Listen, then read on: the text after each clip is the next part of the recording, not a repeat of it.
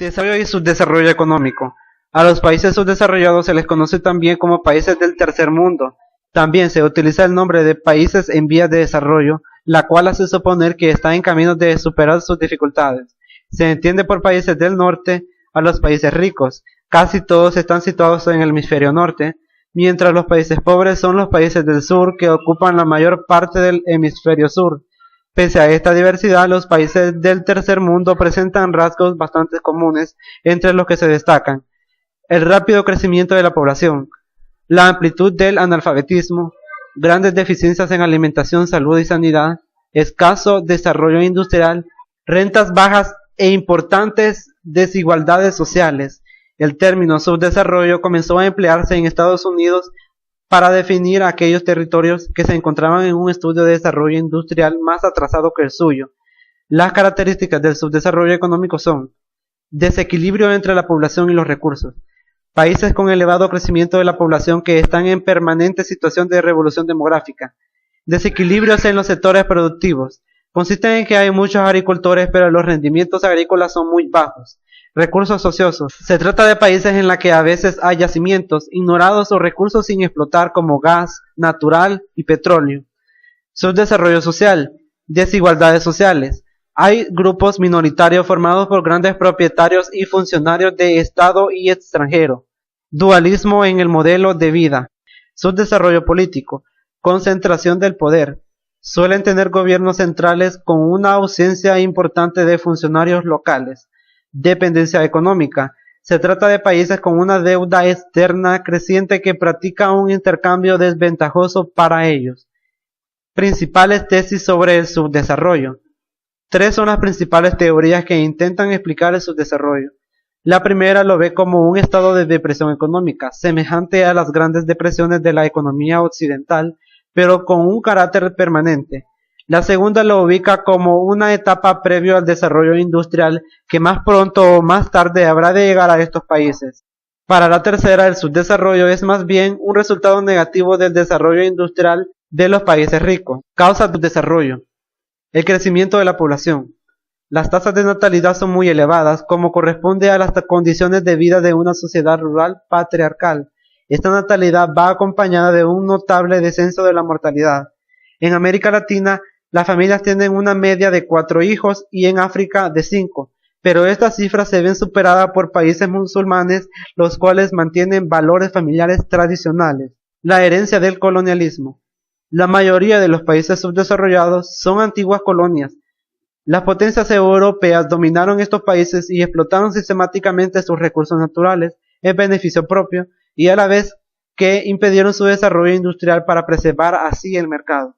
Causas de la expansión colonial. El desarrollo de la Segunda Guerra Industrial llevó a los países industriales a buscar mercados donde lograr materias primas y recursos energéticos. Las colonias también eran lugares donde las metrópolis podían invertir favorablemente los capitales en obras públicas como ferrocarriles. La población europea experimentó un crecimiento pasando de 300 millones en 1870 a 400 millones en 1914. Ese excedente de la población encontró una salida en la emigración de las colonias. El desarrollo de los medios de transporte y nuevas vías de comunicación, consecuencias del colonialismo. Las metrópolis dominaron la vida política y administrativa de las colonias. La economía de las colonias se organizó en beneficio de las metrópolis sin atender a las necesidades de la población indígena.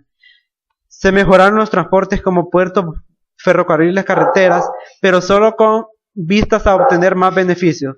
Se introdujeron costumbres y formas de vida europeas, mientras que las indígenas fueron menos valoradas o despreciadas.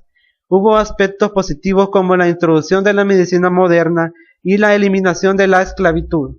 ¿Qué es el neocolonialismo? Es el dominio económico que ejercen los países desarrollados sobre otros no desarrollados.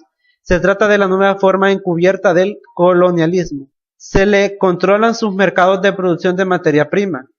Se les obliga a practicar un intercambio desigual en su perjuicio. Se produce una dependencia tecnológica de otros países. ¿Cuáles son los fundamentos del neocolonialismo? El neoliberalismo se basa en dos ideas. Una es la máxima defensa del mercado. Se defiende el poder que deben ejercerse las leyes del mercado. La otra es su oposición al papel regulador del Estado.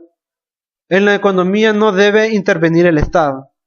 Balance de las políticas neoliberales a escala global.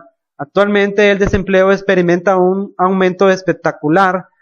Las diferencias entre ricos y pobres cada vez son mayores. Se practica la corrupción para conseguir sus objetivos. El intercambio desigual. Los países subdesarrollados necesitan importar productos industriales, especialmente maquinaria y tecnología. Los productos industriales aumentan de precio a medida que aumenta el costo de la mano de obra y de la técnica, mientras que los productos naturales mantienen precios bajos. El hambre en el mundo. Los países del norte consumen el 40% más de lo necesario y se ven afectados por enfermedades propias de la sobrealimentación. En los países del sur, según datos de la FAO y del Banco Mundial, unos 500 millones de personas, una de cada 10 personas del planeta, pasan por hambre e ingieren una cantidad de alimentos inferior a la mínima necesaria para conservar la salud y mantener el peso corporal. En muchos países del sur, la dieta se basa en solo alimento. En China, arroz y el sudeste de Asia, maíz en gran parte de América Latina, trigo en Pakistán y Afganistán, mandioca en parte de América del Sur y sorgo en África. Los países industriales como China, India, Corea del Sur, Taiwán, Singapur y Malasia en Asia Oriental y Brasil, Chile y México en América Latina se han convertido en pequeños dragones. Los países menos adelantados son 50 países del África Negra, que son población de 500 millones de habitantes que forman el llamado Cuarto Mundo. Es el de los países más pobres del planeta. La Conferencia de las Naciones Unidas sobre el Comercio y el Desarrollo, UNCTAD, publicó un informe anual sobre esos países. Se caracterizan por tener una renta per cápita inferior a los $500, un peso relativo de la producción manufacturera en el PIB inferior al 10% y una tasa de alfabetismo de adultos inferior al 20%. Los países menos adelantados son ordenados de menor a mayor Producto Nacional por habitante y son Etiopía, Bangladesh, Nepal, Mozambique, Myanmar, la antigua Birmania, Tanzania, Sudán y Yemen. Los rasgos principales de sus economías son un nivel muy bajo de comercio exterior, una dependencia extrema de la venta al exterior, una falta de servicios en educación y salud, baja esperanza de vida al nacer y alta tasa de analfabetismo y elevada mortalidad. Muchos tienen alto riesgo a desastres naturales, tales como ciclones, terremotos y desertización. La situación de los países más pobres del mundo es que han recibido una ayuda del exterior insuficiente por las políticas interiores poco adaptadas a las necesidades más urgentes, por un marco internacional desfavorable, definido por los problemas de la deuda externa o la caída de las cotizaciones internacionales de los principales productos primarios. Los nuevos países industriales integran un grupo de países que han registrado en los últimos 40 años un crecimiento económico muy rápido, especialmente en el sector manufacturero. A este grupo comprende a los países de China continental, India, Corea del Sur, Malasia, Taiwán, Singapur, Chile, Brasil y México. Factores del desarrollo de Corea del Sur y Taiwán. Una agricultura dinámica gracias a una reforma agraria que contribuyó a la industrialización. La ayuda estadounidense suministrada al ser países situados en la frontera de la Guerra Fría. Un Estado intervencionista en el sistema financiero, a la actividad exportadora y a la política industrial. La superación del subdesarrollo. Los principales objetivos de la planificación para alcanzar un desarrollo sostenido, señalados por los economistas Paul Barichov y Osvaldo Bunker, son controlar la expansión demográfica, fortalecer la agricultura. Estos países deben conseguir un grado de autoabastecimiento, con lo que limitaría su dependencia al exterior. El aumento de la producción debe conseguirse por medio de la introducción de nuevos métodos de explotación, una adecuada selección de semillas y de un capital mínimo para poder comenzar la nueva forma de agricultura. proteger el mercado nacional frente a la importación, favorecer la industrialización, cuyos beneficios revierten en el propio país y no salgan del mismo, fomentar la integración entre naciones de la misma área geográfica, la deuda externa de los países del sur. Los países pobres constituyen un mercado muy favorable para las exportaciones de los países ricos. Las grandes empresas multinacionales invierten en algunos países del tercer mundo para aumentar sus ganancias, explotando materias primas y utilizando su abundante mano de obra barata.